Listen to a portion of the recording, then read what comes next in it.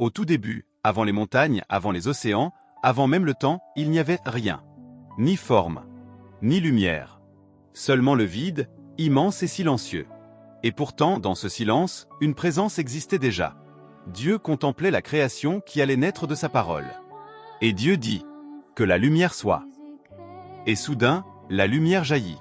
Elle déchira l'obscurité comme un soleil naissant dans l'infini. Le jour et la nuit furent séparés. Puis Dieu créa une étendue entre les eaux. Il appela cette étendue le ciel. Au-dessus, les eaux d'en haut. En dessous, les eaux de la terre. Dieu rassembla les eaux, et la terre ferme apparut. Il créa les océans, les continents, les vallées et les montagnes. Dieu rassembla les eaux, et la terre ferme apparut.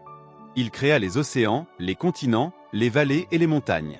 Et Dieu dit, « Que la terre produise de la verdure, des herbes, des arbres, des fruits. » Et la planète devint verte, pleine de vie.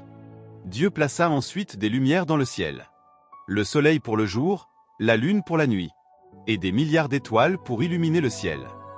Dieu remplit ensuite les mers de vie, des poissons, des baleines géantes, des créatures mystérieuses, et dans le ciel, il fit voler les oiseaux.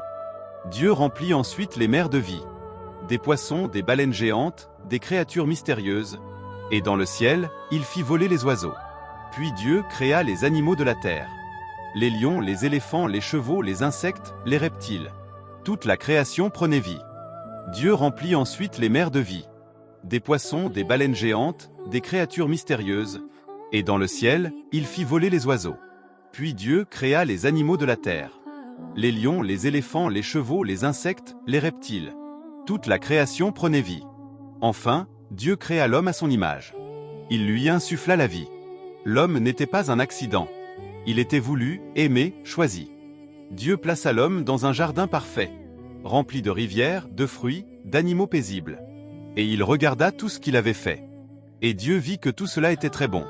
La création était achevée, pleine d'harmonie, pleine de vie. Et ainsi commencèrent le ciel, la terre et toute la vie. Tout est né d'une parole. Et cette parole résonne encore aujourd'hui.